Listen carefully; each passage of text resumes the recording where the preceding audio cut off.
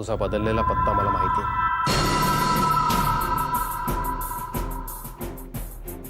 कारण मी आत्ता तिथेच उभा आहे. फक्त वळून बघ.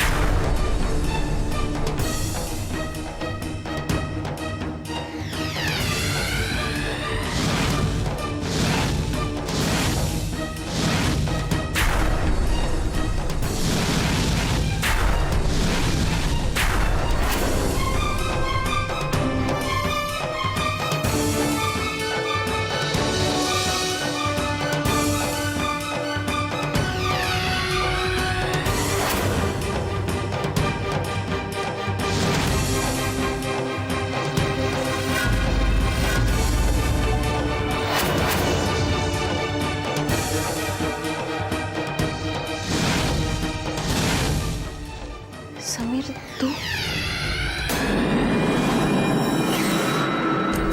का? मी नको यायला हवं होतं परत. तू बंगलोरला आहेस या स्वप्नात झोपून राहायला पाहिजे होतं. असं नको बोलू. असं तू माझ्याशी खोटं बोलशील असं कधीच वाटलं नव्हतं मला. तू का खोटं बोललीस सांग ना.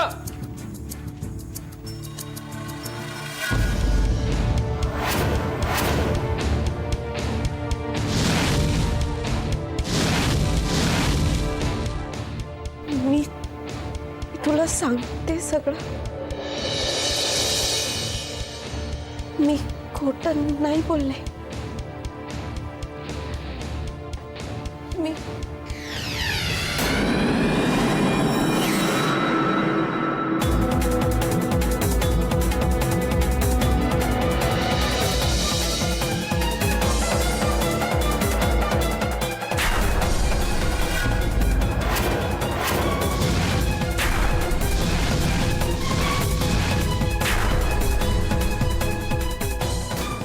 तुझ्या पाकिटात या पोटचा फोटो आहे म्हटल्यावरती तुझी पण विकेट गेली दिसते. आईला ही पोरगी अजून किती जणांना पागल करणार आहे देव जाणे. तुला माहित नाही हिने अजून किती जणांना खलास केले ते. तू काय पहिला नाही आहे. समीर, मी सांगते काय झालं ते. तू माझं ऐकून घे. ऐक ना समीर,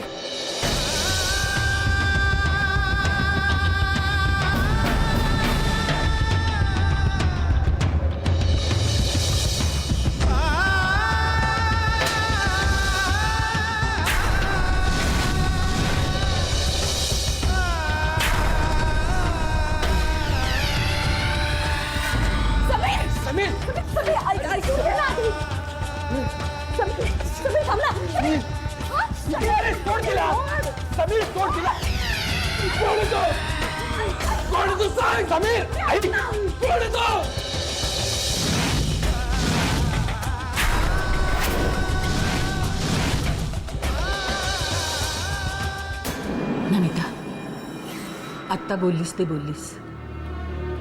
पुन्हा असं अभद्र बोलशील तर याद राख. तुम्ही सुद्धा मलाच बोलणार ना. मलाच दोष द्या. या सगळ्यांनी मिळून मला आधीच वेळी ठरवली. नमिता, बस बरं, बस पुरी बस. असं भरल्या घरात रडू नकोस. मला सांग, काय झाले नक्की? आत्या, इतक्या वर्षांनी मला बाळ होणार आहे. तर घरातल्या सगळ्या लोकांचं लक्ष, माझं लक्ष माझ्या बाळाकडे असणार नाही का? प्रश्नच नाही. अगं, इतक्या वर्षांनी प्रधानांच्या घरात त्यांचा हक्काचा वारस जन्माला येणार आहे. त्याचं कोण कौतुक व्हायलाच हवं. मग माझं आशू आणि आशूच्या बाळाकडे नीट लक्ष दिलं जाणार नाही. तेही चुकीचं नाहीये का?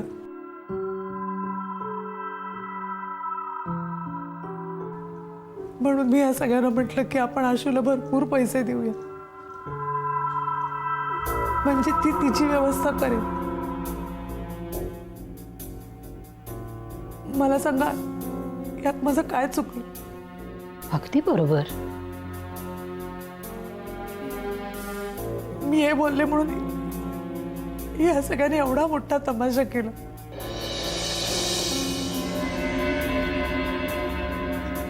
ती आशू सुद्धा मला वाटेल तसं बोलली. शुभंकर, माझं कोणी काही ऐकून घ्यायलाच तयार नाहीये. आत्या, हे बघ, हे सगळं वाटतं तितकं सरळ नाहीये. अगं, तू इकडे नसताना काय काय झालंय तुला माहित नाही. अश्विनीला शुभंकर, थांब 1 मिनिट. नमिता, तू वर जा बरं. पण त्या तुझी काहीही चूक नसताना तू का घर सोडायचं? चल, निमूटपणे वर जा.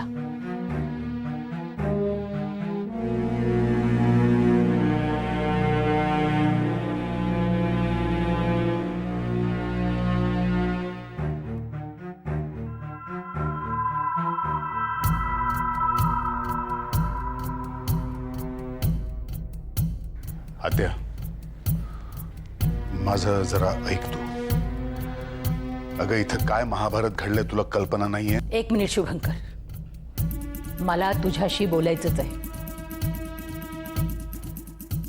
एक तर मुळात तुम्ही हे घर सोडून तिला कसं जाऊ देत होता? घरची लक्ष्मी तीही गरोदर असताना ती घर सोडून जाते आणि तुम्ही गप्प राहता. आत्या, बस. पुरे झाला विषय. या बाबतीत मला काही डिस्कस करायचं नाहीये.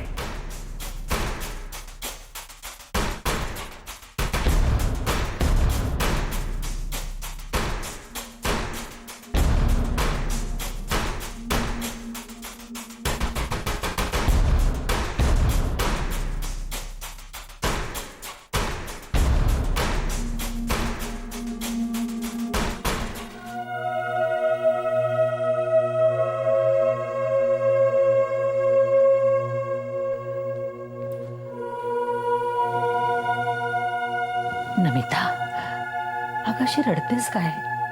हं? अगं वेडी की काय तू? कोण कुठली ती बाहेरची मुलगी? तिच्यासाठी तू स्वतःचं घर सोडून जायला निघालीस?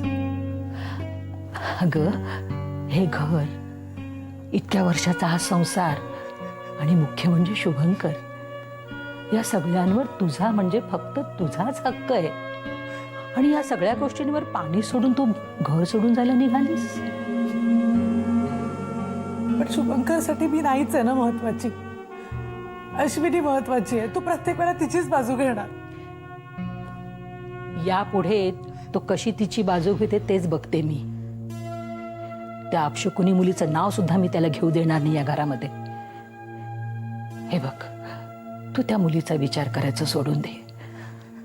आता फक्त एकच विचार कर, फक्त तुझ्या बाळाचा. पोरी, आता मी आले ना इथं, सगळं काही सुरळीत होईल बघ. ये, माझ्या पोरीला सारखं जपेन हो मी. नको रडूस, नको. गप, उगी. नको रडूस. लाज वाटते मला तुझी. अगं, तुझा जीव केला तरी तू अशी वागणं नाही याची खात्री होती मला. सांग ना, कोण आहे तो? आणि मला सांग, मी इथे असताना सुद्धा तुमचं प्रेम प्रकरण चालू होतं?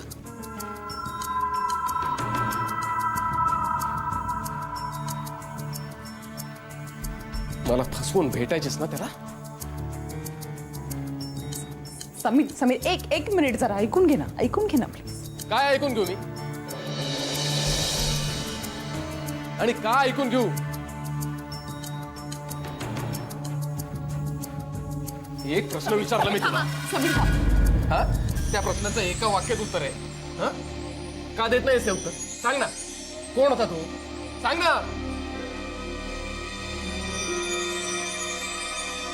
सगळ्यांनी मिळून फसवलं मला तुम्ही. फार फसवलं. अरे समीर ऐकून तरी. एक्सप्लेनेशन द्यायची गरज नाहीये. एक्सप्लेनेशनच्या सगळं पलीकडे गेलं.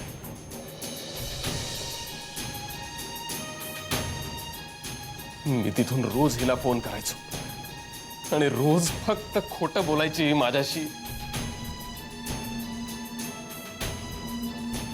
आणि का रे, तू दोस्त आहेस ना माझा? हा? आपण किती वेळा प्रत्यक्ष फोनवर बोललो, पण याबद्दल एक अक्षरही बोला नाहीस तुम्हाला. अरे आम्ही काय म्हणतोय जरा ऐकून तरी घे. काय ऐकून घेऊ? हं? ज्यावेळी मी जीव तोडून तुला विचारत होतो की अश्विनी माझ्यापासून काय लपवते का मला सांग, त्यावेळी काय नाही बोललास तू. आणि आता काय ऐकून घे? हं? ए अशू. समीर समीर अरे सोड, नाही मारत आहे तिला मी. एवढी सुद्धा लायकी नाहीये तिची.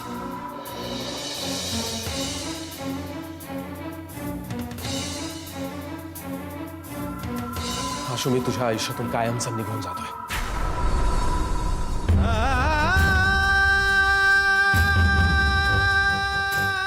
समीर,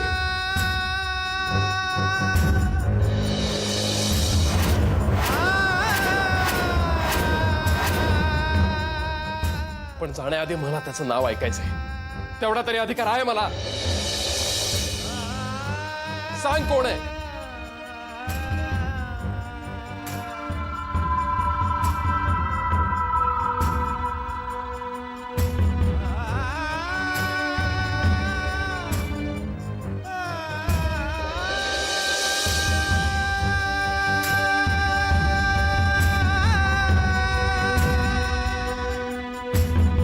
ठीक आहे, तुम्हाला कोणालाही मला सांगायचं नाहीये ना?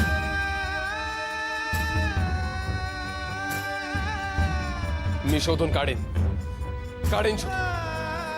समीर, समीर, समीर, समीर, समीर, समीर, समीर, तू माझा आवाज जीव घे, पण माझ्या आयुष्यातून जाऊ नको.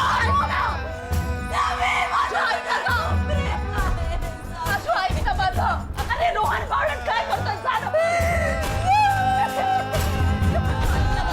ऐकणार नाहीये तू. आशू, आशू शांत हो ना जरा. आशू शांत हो ना जरा.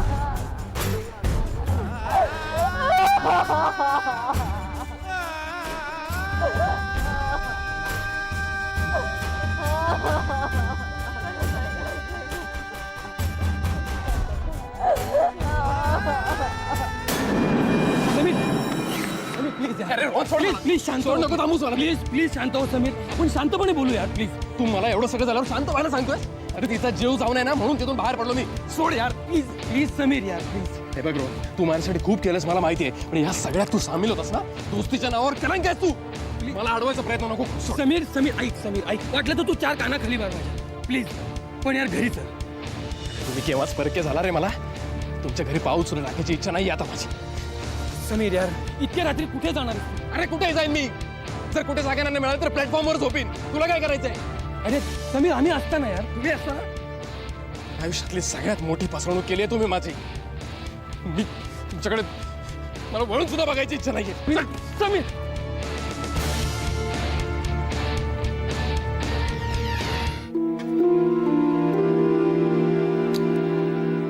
मा, मला नकोय काही. खायची इच्छाच नाहीये. डोकं फुटायची वेळ आली. आत्या नमिताला आणखीनच भडकवणार हे तर स्पष्टच आहे. आधीच अश्विनीशी आपण ज्या प्रकारे वागलोय त्यामुळे प्रचंड गिल्टी फील करतोय मी. आणि त्यात आता ही आणखीन डोकेदुखी. वेळ मोठी कठीण आहे तर खरंच आहे शुभंकर. पण एक लक्षात ठेव बेटा, शब्दाने शब्द वाढतो आणि आगीला वारा लागल्यामुळे ती भडकते. तुला संयम ठेवायला हवा. मा, तू म्हणतेस ते मला पटतंय. आणि मी प्रयत्न करीन सिन्सिअरली, पण शब्द नाही देऊ शकत मी.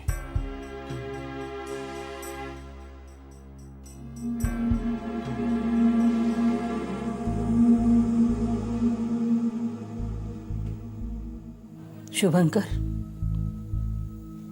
जातीची समजूत घाल. तुम्हा दोघांना काही तुमची जबाबदारी आहे की नाही?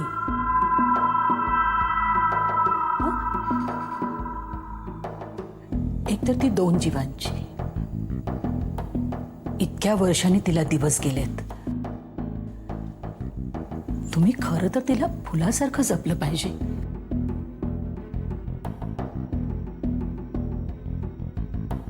पण इथे तर सगळा उलटा कारभार आहे.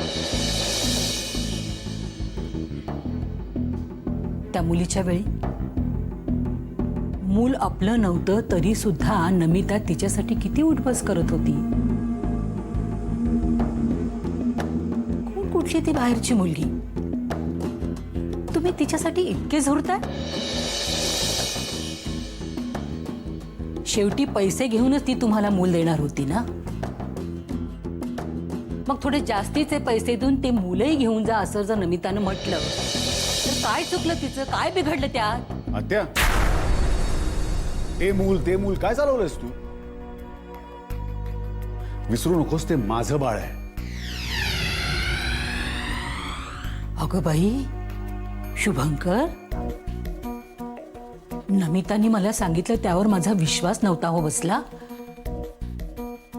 त्या मुलीने तुला इतकी भुरळ घातली? हा,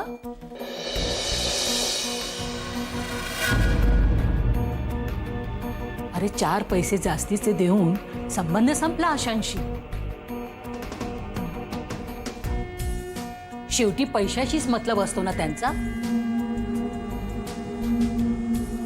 घालवली ना तिला आता. वंस, नमिताने अश्विनीला ज्या प्रकारे घालून दिलं ते पूर्णपणे चुकीचं होतं. आणि शुभंकर नमिताला अडू शकला नाही याचाच त्रास होतोय त्याला. आपण अश्विनीचा विश्वासघात केलाय. नमिताची एकंदरीत हिस्ट्री आणि मनस्थिती लक्षात घेऊन शुभंकरनी फार म्हणजे फारच संयम ठेवलाय वंस. आता तुम्ही नमिताला भडकवलं नाहीत ना तर खरंच खूप बरं होईल. मी हात जोडते तुमच्या पुढे. हे जे तुम्ही काय बोलताय ना ते मला अजिबात पटलेलं नाहीये. तुमचं तुम्हाला लखलापते. मी केवळ नमितासाठी सगळं ऐकून घेतलंय. यापुढं शुभंकरने मला एक वचन द्यायचंय.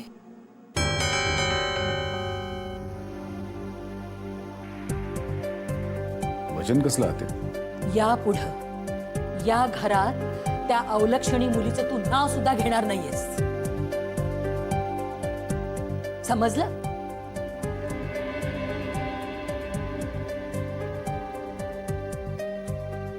आणि असं वचन देईपर्यंत या घरात मी अन्नाचा घास सुद्धा घेणार नाही.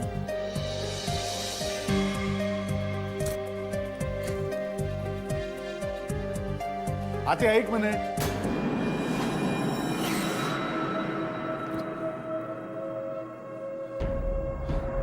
आत्या प्लीज, हे असले प्रकार नको करूस. शुभंकर, ओके आत्या, या घरात मी अश्विनीचं नाव घेणार नाही. झालं का समाधान तुझं? आता तरी जेवशील का?